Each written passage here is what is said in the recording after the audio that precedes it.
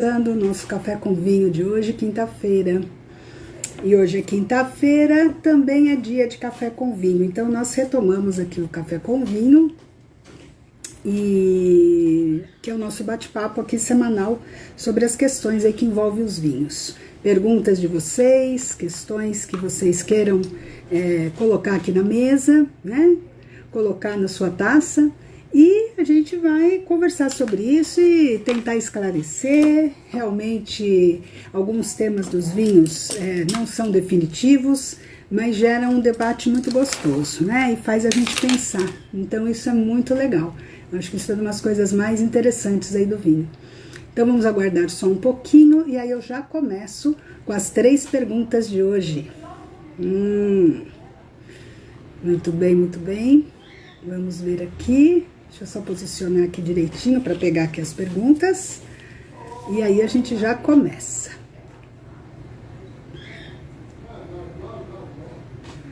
Vamos lá, deixa eu ver aqui. Muito bem, já está tudo posicionado. Então vamos lá. Bom, estamos começando mais um café com vinho. E aqui está o nosso tintim do café com vinho. E justamente é o nosso bate-papo semanal aqui das mulheres sobre o universo dos vinhos. E é aqui que eu respondo às suas perguntas. As perguntas que as meninas me fazem também nas jornadas e as questões mais interessantes aí e mais divertidas aí do vinho, né? Então qualquer pergunta que é válida, porque são perguntas que vão nos ajudar aí muitas vezes a tirar dúvidas, ou mesmo a esclarecer algum ponto específico e até mesmo a descobrir alguma coisa nova. Então, vamos dominar esse universo delicioso, esse universo variado, esse universo tão divertido aí dos vinhos. E aqui no Café com Vinho é que a gente tem esse nosso bate-papo. Eu sou Lília Loureiro, eu sou especialista de degustação de vinhos para mulheres. E hoje nós temos 3 perguntas de mulheres que deixaram aí essas perguntas numa das jornadas dos vinhos, né? Jornada, um evento que eu realizo de tempos em tempos. É um evento aí para a gente conhecer um pouco mais dos vinhos, também para eu poder ter mais tempo, né, com vocês, para tocar em alguns pontos específicos. Então, justamente essas perguntas vieram daí, e aí eu vou colocar aqui para vocês. E a primeira pergunta, deixa eu ler aqui, foi a Elizabeth Cavalcante de Oliveira. E ela fez uma pergunta que é bastante, eu acho que é bastante até comum da gente pensar sobre ela. Talvez a gente não pergunte, mas a gente pense sobre isso. O que é mais indicado? É vinho ou espumante? Isso nos faz pensar, né? E eu me pergunto aqui, com a Elizabeth, ela pergunta, o que é mais indicado, vinho ou espumante? E eu acho que o grande benefício dessa pergunta é nos trazer 2 questões aí, nos faz pensar em 2 questões importantes, né? Quando ela pergunta o que é mais indicado, vinho ou espumante, eu aproveito essa pergunta dela para esclarecer uma coisa que é interessante, né? Do ponto de vista genérico, espumante também é um vinho, né? Então, vinho, de um modo genérico, abarcaria as 2 coisas. Aqui, né, com as mulheres do vinho, a gente trabalha com o universo dos vinhos. E o universo dos vinhos é composto de 6 mundos. Eu sempre estou batendo nessa tecla, porque realmente isso é uma questão até didática. É mais para a gente mapear, ter um mapa mental, né, ter uma visão geral do todo.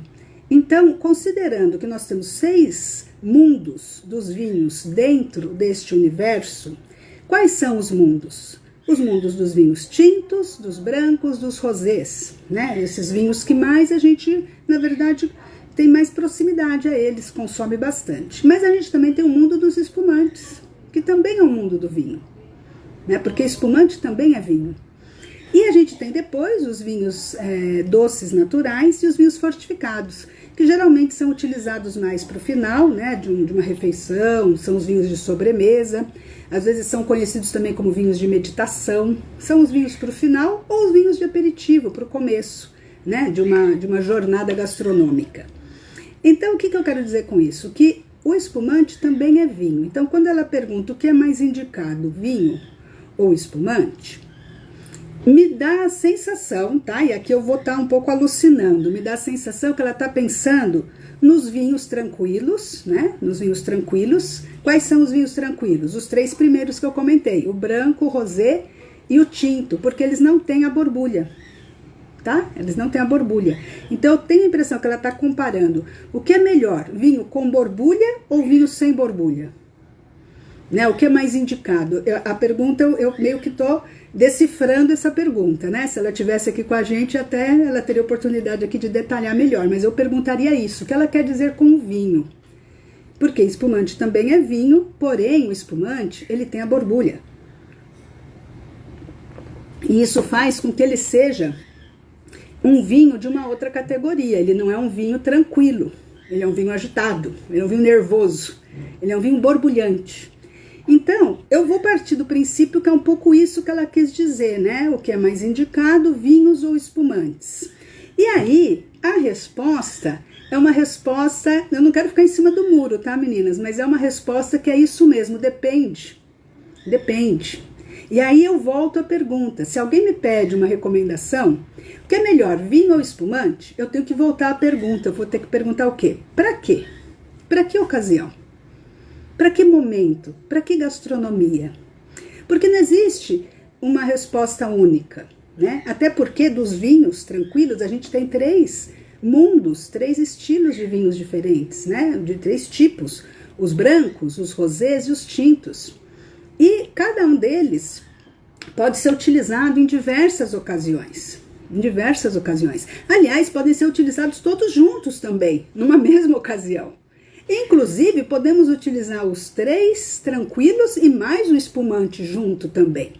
Então, veja como é interessante, né, essa questão do vinho, porque ele te dá, na hora que você começa a dominar esses mundos dos vinhos, que é o que eu ensino, que é o que a gente sempre está praticando, né, com as amigas do vinho, com as alunas, com vocês que vêm para os eventos gratuitos ou, enfim, que fazem o curso. A todo momento a gente está praticando esses 6 universos, porque a cada momento vocês podem se deparar com uma ocasião onde vocês vão ter que decidir qual é o mais indicado. Então, na verdade, a minha resposta para Elizabeth é: ela vai ter que saber decidir qual é o mais indicado para o momento que ela estiver. Se é indicado um vinho tranquilo ou um vinho espumante. Ai, tocou aqui meu alarme. Se é mais indicado, por exemplo, se ela pensa que com a gastronomia que ela vai ter naquele momento, é mais interessante você estar com um vinho tranquilo, um vinho tinto, ou até mesmo um vinho branco, ou até mesmo um espumante. Agora, uma coisa que é muito interessante a gente pensar é o seguinte, olha, e aí isso eu vou te dar aqui um passo a passo para te ajudar nessa escolha, né? Uma dica aqui, um passo a passo. Se você parar para pensar, você vai ver que nos vinhos tranquilos você tem brancos, você tem rosés e você tem tintos. E eles vão mais ou menos, até pela cor e pelo estilo, eles vão meio que num crescente, né?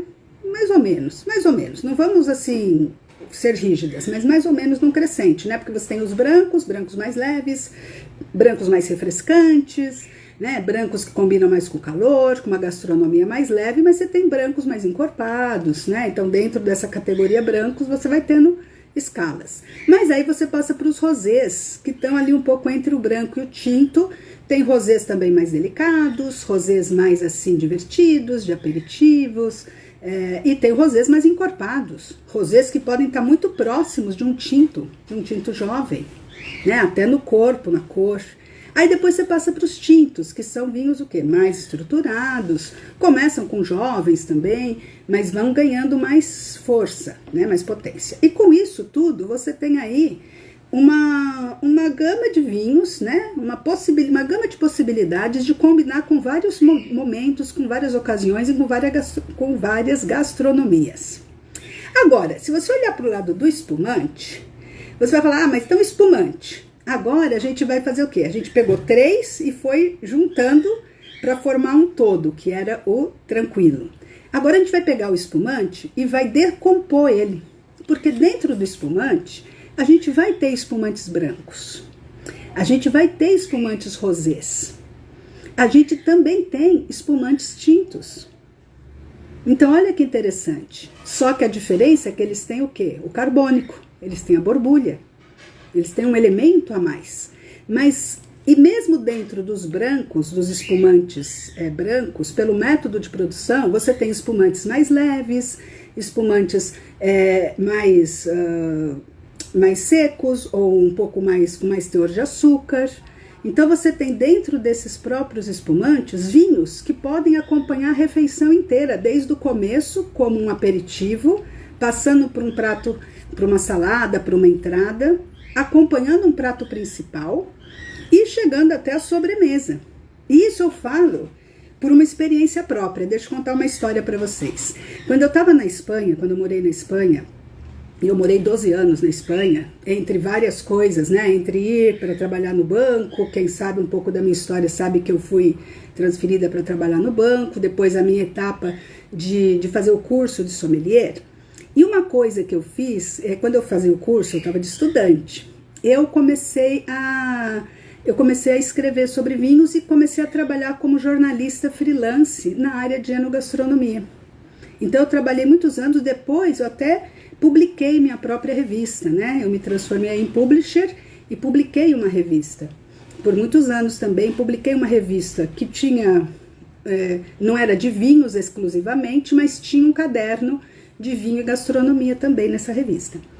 E por conta de ser jornalista, eu fui convidada, né, como jornalista para um evento de imprensa. O evento de imprensa era justamente uma apresentação no Hotel Palace de Madrid, de um evento do Hotel Palace, que era a apresentação do menu que eles estavam oferecendo para os clientes. Eles iam fazer uma semana inteira que se chamava 5 pratos para 5 vinhos. Era um evento onde eles harmonizavam justamente 5 pratos com 5 vinhos. E eles estavam apresentando, então, essa programação, acho que era pelo mês, né, do mês todo.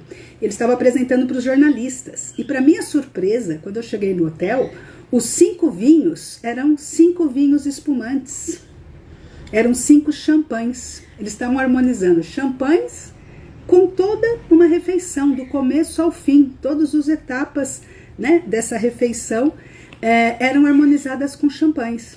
Então começava com o champanhe mais leve, como um aperitivo, né, como uma entrada.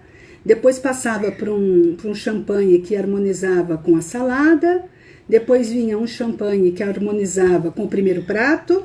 Depois um outro que harmonizava com o segundo prato, que era carne, inclusive. E por último, um champanhe que harmonizava com a sobremesa. Então veja que interessante que, inclusive, o champanhe, né, pode ser harmonizado com toda a refeição. Você pode ficar só com ele. Então tudo vai depender primeiro da ocasião e principalmente do seu gosto pessoal, do que você quer para aquela ocasião. Você vai poder escolher entre os tranquilos ou os espumantes. Então, fique tranquila que realmente, Elizabeth e meninas, os vinhos mais indicados para você é aquele que você gosta, dentro da ocasião que você estiver, né? Então, isso é o que dá essa sensação. O que eu gosto aqui é importante eu frisar para finalizar essa pergunta, é o seguinte: eu só não gosto muito de falar assim, o melhor vinho é aquele que você gosta. Isso é muito simples, né? Isso é muito genérico, né? O melhor vinho é o que você gosta. Então você tem que conhecer o seu gosto. Então você tem que conhecer os vinhos para saber se você gosta. Não é simplesmente, o vinho que eu gosto. E aí você só fica em um vinho que você gosta. E aí você perde a oportunidade de conhecer essa variedade imensa que a gente tem de vinhos, que fazem parte desses 6 mundos dos vinhos. Tá? Então, só isso, assim, sim, claro, o seu gosto é respeitado, o seu gosto pessoal, sim, deve ser respeitado, mas, assim, não fique na mesmice de, é o vinho que eu gosto, eu só gosto desse, então eu só fico com esse, tá? Só não caiam neste erro. Isso pode ser, essa frase, ela é reconfortante pra gente, né? É o vinho que a gente gosta, então a gente se sente bem, né? É legal, não tenho a pressão que eu tenho que gostar, né, do outro vinho. Tudo bem, você não tem essa pressão, mas não caia numa armadilha que te prende somente a um tipo de vinho e não te abre a mente, não te abre caminhos para você conhecer todo esse universo de vinhos, tá bom? Essa aí é a dica final, a dica final. Mas enfim, então é isso, Elizabeth. Agora eu vou responder a pergunta da Patrícia Pellegrini, que é uma castalhana de primeira hora. A Patrícia Pellegrini, ela é uma cofundadora da Castalha, né? Quando eu comecei a degustação de vinhos só com mulheres, ela foi a primeira amiga que topou a parada, né? Que topou degustar todas as semanas para aprender de vinhos. Não era uma degustação social, o objetivo não era ser uma confraria, o objetivo não era simplesmente beber, comer e bater papo. Também a gente fazia isso, tá bom? Também nós não somos chata. Mas o objetivo principal era aprender sobre os vinhos de uma maneira didática, de uma maneira que a gente pudesse incorporar, né, realmente conhecimentos e ao mesmo tempo trocar esses conhecimentos entre nós, que era o mais enriquecedor, tá? Então, Patrícia, você perguntou e eu vou te responder, tá? Antes disso, eu vou tomar um remedinho aqui, gente, porque tenho que tomar um remédio antes do almoço. Então, só um minutinho. Porque live é assim, gente, live acontece de tudo. A Patrícia fez uma pergunta muito legal, que eu acho que vai ajudar todas vocês. Qual o vinho brasileiro que melhor representa o Brasil atualmente? Pergunta profunda essa daqui, hein? Qual o vinho brasileiro que melhor representa o Brasil atualmente? E aí, o benefício de você saber disso é que, em primeiro lugar, nós como brasileiras, se começamos a nos relacionar com o mundo do vinho, obviamente alguém vai perguntar pra gente isso. Qual o vinho brasileiro? Né? Inclusive no exterior eu escutava muito isso, mas no Brasil tem vinho? Né? O pessoal se surpreende, mas como no Brasil tem vinho? Tem vinho no Brasil? Tem vinho no Brasil. E como é esse vinho do Brasil? Qual o vinho do Brasil que representa o Brasil? Eu entendo a pergunta da Patrícia assim, se eu tivesse que falar qual é o vinho do Brasil, como é que eu explicaria isso? E aqui eu quero trazer para vocês também uma reflexão. Se vocês pararem para pensar, os novos países, né, os países do novo mundo do vinho, geralmente eles se especializaram em alguma uva, até porque foi a uva que melhor se adaptou àquela terra, aquela parte toda, né, do terroir, da viticultura, do clima, do estilo. Então sempre teve uma uva que mais se adaptou, uma varietal. Então se vocês perceberem, por exemplo, sempre tem uma uva que foi mais plantada, portanto tem mais vinhos daquela uva, obviamente, e que se adaptou muito melhor. Então, se vocês pegarem a Argentina, o que vocês me falam? Respondam aqui no chat, vamos ver se você sabe. Se eu falar Argentina, qual é o vinho que representa a Argentina? Né? E eu diria o quê? Os vinhos da uva Malbec, os vinhos de Malbec. Malbec representa a Argentina. A própria uva representa porque é uma varietal. Se vocês pensarem no Chile, e não é a única uva que tem na Argentina, tá, gente? Não é a única, mas é a que mais representaria. Se vocês pensarem no Chile, né? Qual a uva que representaria o Chile? A Carmener, né? Que é uma uva basicamente única, né? Que basicamente é nascida, ela foi trazida, né, da França, mas ela se adaptou e se desenvolveu no Chile. E se fosse para o Uruguai? Estou falando tudo dos vizinhos, tá? Não estou falando ainda tem o resto do mundo, mas vamos falar dos vizinhos aqui. Então, e o Uruguai? Se você fosse falar, bom, mas qual é o vinho do Uruguai? Um Taná. Um Taná, da uva Taná representa o Uruguai, né? A maior parte dos vinhos são de Taná, não são unicamente de Taná. E o Brasil? E agora? E o Brasil? Né? Qual o vinho brasileiro que representaria? O Brasil, aqui é a minha opinião, tá? E eu vou fazer duas linhas aqui de raciocínio. Tem duas questões aí. Apesar de a gente ser um país muito agrícola e a gente tem, na verdade, um solo muito rico, muito fértil, a gente tem muita agricultura desenvolvida. A questão da vitivinicultura, né, e da viticultura, realmente não é em qualquer lugar que a vite se adapta. Na verdade, ela precisa sofrer. tem a sofrência da vide. E aqui, por ser tão fértil, tão rico, acaba que ela não tem esse sofrimento, ela precisa sofrer e não tem muito sofrimento. Então, aqui não neva, né? Aqui de vez em quando chove muito, né? Mas ou faz muito calor, mas assim, foi difícil o começo, né? Foi difícil esse começo. Mas isso mudou. Isso mudou. E agora, né, com toda a tecnologia, com todos os estudos e com tudo que foi feito ao longo, né, de toda essa nossa trajetória, as coisas mudaram e realmente nossos vinhos brasileiros estão cada vez com mais qualidade. Ainda existe sim preconceito, porque a gente mistura muito os conceitos. Então o preconceito é porque ainda ficou o preconceito de antigamente, mas os conceitos atuais do vinho a gente precisa revisar. Por isso precisamos aprender, por isso que nós somos mulheres dinâmicas que precisamos estudar, porque as coisas mudaram, os conceitos novos são diferentes daqueles conceitos antigos. Só que como a gente ainda mistura tudo, ainda tem esse pré-conceito. Mas eu diria o seguinte, eu vou separar aqui em duas questões. Quando a Patrícia me pergunta isso, né, o vinho brasileiro que melhor representa o Brasil, eu posso pensar de duas maneiras. Eu posso pensar primeiro no exterior. E aí eu tive uma experiência, quando eu participei de um concurso de vinhos lá em Madrid, eu fui jurada num concurso de vinhos, e quando você participa de um concurso de vinhos, para vocês entenderem, a gente aplica, né, o nosso poder da degustação, a nossa técnica de degustação, de análise sensorial, mas nós não sabemos o vinho que nós estamos degustando, é às cegas, né? A gente não sabe o rótulo, a gente pontua esse vinho e vai fazendo uma tabulação. E neste concurso que eu participei, foram premiados vinhos brasileiros. Eles ganharam medalha, eles participaram do concurso e eles ganharam prêmios, né? Então, foi um maior orgulho, porque, assim, realmente ganharam prêmios e os vinhos mais premiados no exterior são nossos espumantes. Olha que incrível. Os espumantes, eles têm representado o Brasil internacionalmente pela qualidade da elaboração, pela qualidade da produção mesmo e da adaptação, né?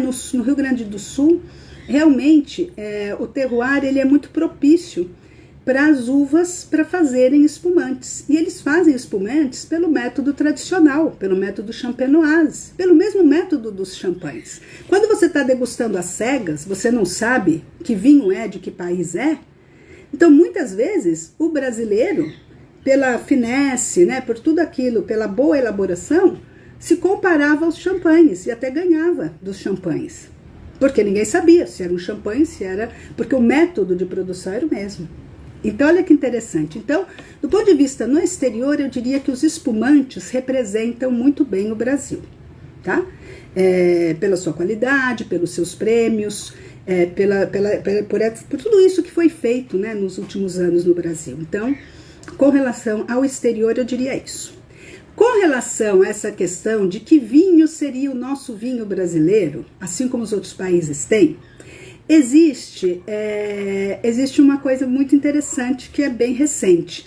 O Vale dos Vinhedos, ele virou uma denominação de origem, né? Ele virou uma DO. DO é uma denominação de origem, quando você tem uma região, uma micro-região com características e com modo de produção, com elaboração, que pela legislação ele ganha um selo de qualidade, de reconhecimento daquela região, e se ela segue aqueles padrões de produção, para o consumidor é muito interessante. Porque ele sabe que naquela região, naquela denominação de origem, as coisas são feitas daquele jeito, dali para cima, né? Então, uma qualidade mínima observada e padrões observados, né? Desde lá do campo até a produção.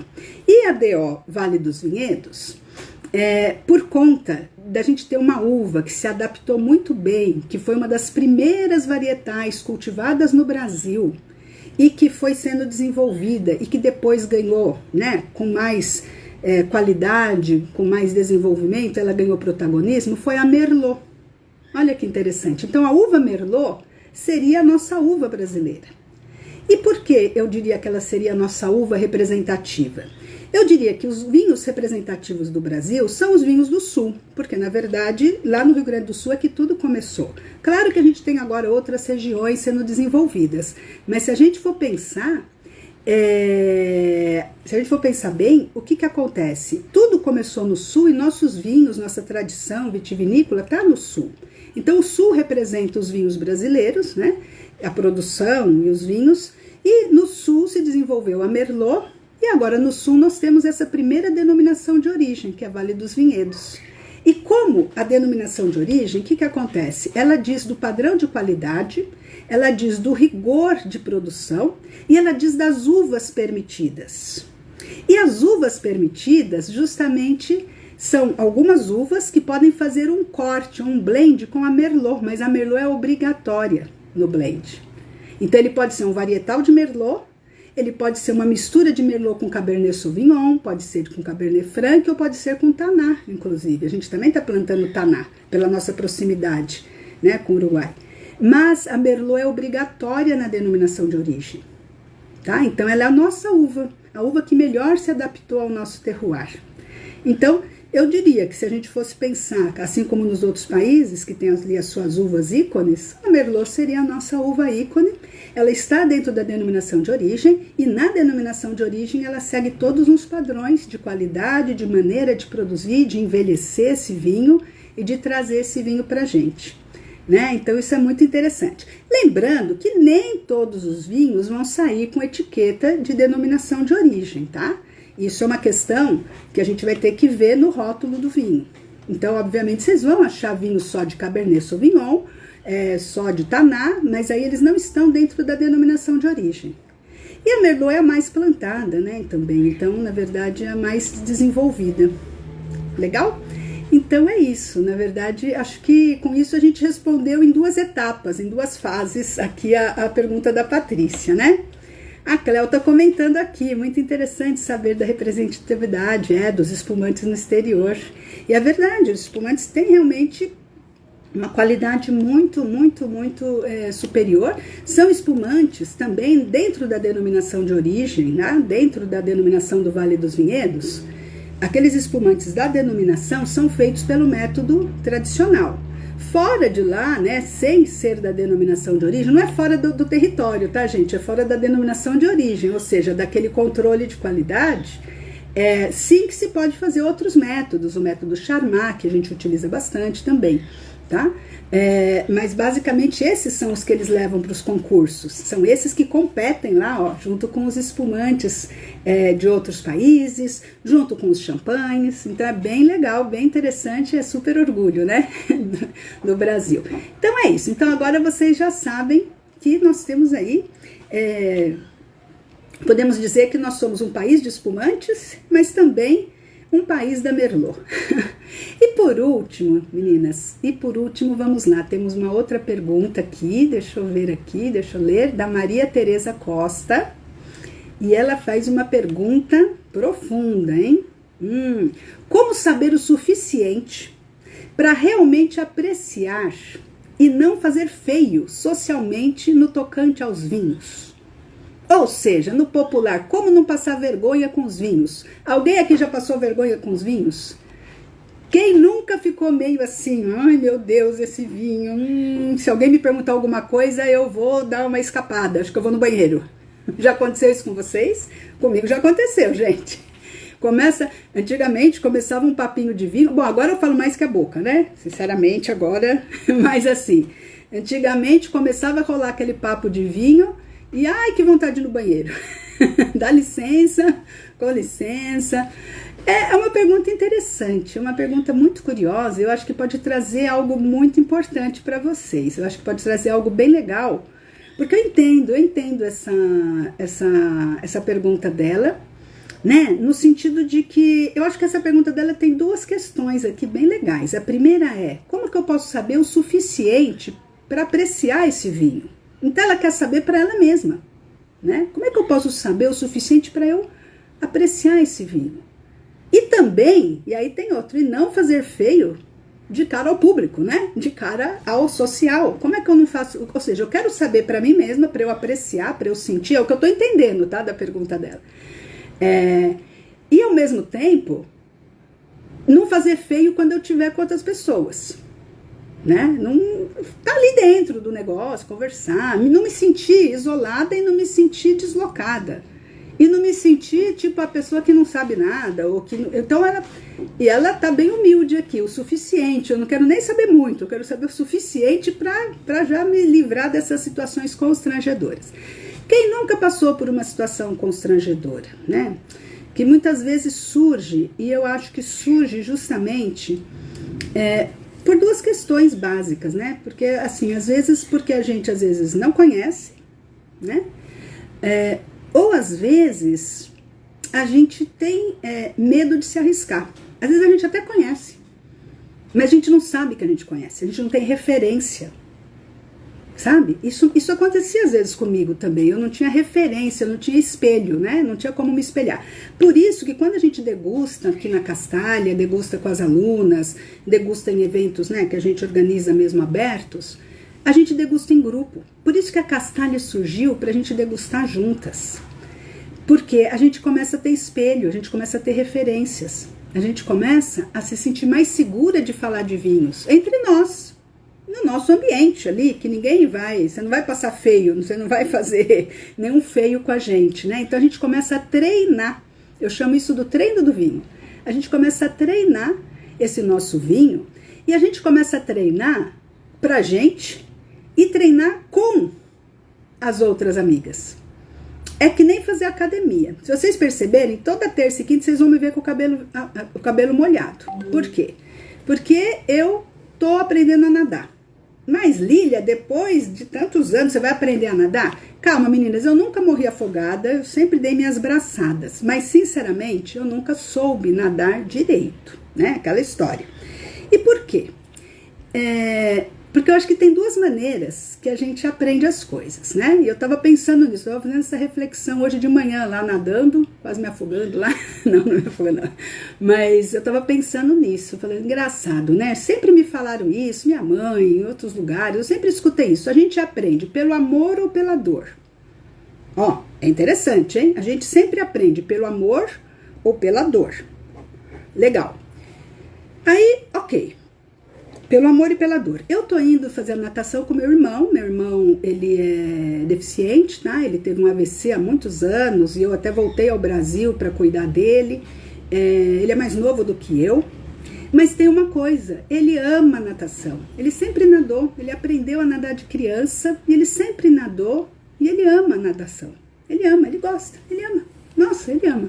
Então ele aprendeu e nada e gosta e tá lá comigo na natação. E eu, sinceramente, amigas, nunca tive muito amor pela natação, não. Nunca tive muito amor, não. Eu aprendi lá um pouco obrigada para não me afogar, tá? Mas nunca levei muito a sério, não. Só que agora eu tô aprendendo pela dor. Por quê? Por causa da dor nas costas, amiga. Dor nas costas, dor nas costas, dor aqui, dor ali, dor acolá. Ai, meu Deus, idade da dor. E a natação é excelente para dor, né? Excelente. Na verdade, já passou. Eu tô já fazendo há um mês e pouco e, nossa, já tô super melhor da dor. Então, eu fui pela dor, eu não fui pelo amor à natação. Fui pela dor mesmo. Mas, tanto faz pelo amor ou pela dor, o resultado é o mesmo. A gente começa a sentir o quê? Depois que você começa a fazer? Sentir prazer.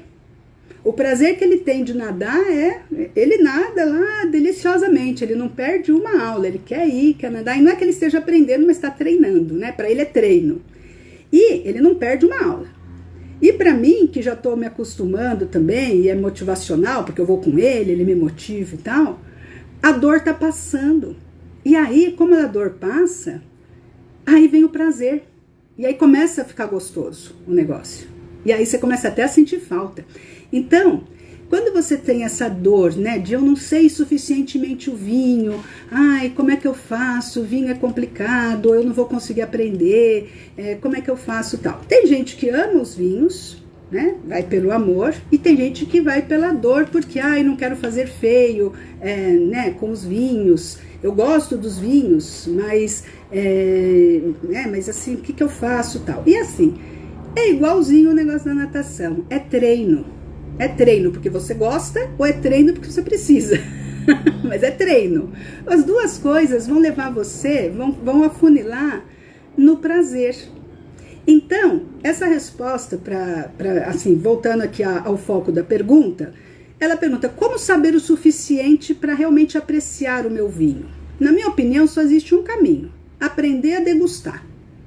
Se você aprende a degustar, esse é o caminho para você apreciar o seu vinho, conhecer seu gosto pessoal, conhecer os vinhos, porque quando você degusta, é que nem indo lá nadar toda semana, você está treinando os vinhos, você está degustando para você. E ao mesmo tempo, você, ao treinar o seu vinho, você vai então, na hora que estiver socialmente falando, saber de vinhos. Vai entrar para você, vai começar a virar uma coisa normal, você não vai mais sentir essa dor. Assim como eu não estou sentindo a dor nas costas. E quando alguém falar, nada aí, quando eu for lá no hotel, cai aí na piscina, dá umas braçadas, eu vou saber dar umas braçadas lá, né? Não vou me sentir deslocada, não sei nadar, tal. Por quê? Porque você já treinou, você está treinando, né? Então, esse negócio do treino é uma coisa interessante, porque o vinho é treinável, né? A gente vai, não, mas o vinho é sofisticado, não sei o que. Gente, um vinho é treinável. A sofisticação vem com os detalhes, né? Com as questões, mas o básico mesmo, que responde a pergunta dela, como eu vou saber realmente apreciar o vinho? Se você degustar, isso vai te ajudar não só a apreciar o seu vinho, vai te ajudar a apreciar, no sentido de, se eu gosto desse vinho, mas vai te ajudar a sentir o seu vinho em todos os sentidos, com todos os seus sentidos, desde o visual, do olfativo, do gustativo. Vai te ajudar a reconhecer aquele vinho. Quando você encontrar outro vinho do mesmo estilo, você já vai se tocar que é parecido com aquele que eu já degustei. Vai te ajudar a analisar os vinhos, qualquer tipo de vinho, e vai te ajudar a avaliar esse vinho, para ver se o seu vinho é aquilo que você gosta mesmo ou não, e por que você gosta ou não gosta. Isso tudo te traz segurança, te traz confiança, te traz liberdade. E é isso que vai te dar confiança no social. Depois, socialmente, vai sair isso naturalmente. Vai te ajudar em qualquer situação. Porque essa situação do vinho, né, socialmente, pode ser o social, pode ser até no teu ambiente de trabalho, alguma situação com vinho, mas pode ser familiar, pode ser com amigos, pode ser a dois, um encontro a dois, e pode ser até sozinha mesmo. Quer dizer, a degustação te ajuda em qualquer situação dessas. Não tem erro, né? Então, assim, é isso aí, Cleo, bora treinar. É justamente isso, bora treinar. Isso acontece de uma hora para outra? Não. Eu caí na piscina e saí nadando só porque eu fui numa aula da natação? Não. Aliás, depois eu até vou fazer, agora a gente já está um pouquinho no adiantado da hora aqui, mas tem um outro tema muito interessante que eu mesma vou fazer uma pergunta aqui para a próxima Café com Vinho, e aí fica isso, que é essa questão, né, de muitas vezes a gente começa o treino, né, do vinho, o treino da degustação, e são muitas coisas para fazer ao mesmo tempo, e a gente se sente perdida no começo. E aí eu estava pensando nisso também, amigas, porque lá na natação eu sempre me senti muito perdida, porque eu tinha que fazer 3 coisas, bater o braço, bater a perna, respirar. E tem hora que eu respiro e não bato a perna, tem hora que eu bato a perna e não bato o braço, tem hora que eu não faço nada, tem hora que eu faço tudo mais bagunçado. E porque no começo é assim mesmo. E aí o professor, o que ele faz?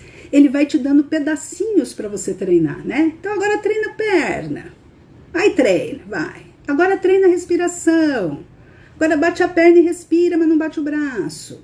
Agora bate o braço e a perna. Agora respira. Sabe? Ele vai fazendo pedacinhos. E a partir daí, depois ele pega e junta. E aí, quando junta, pareceu que ficou mais fácil. Nossa, ficou fácil.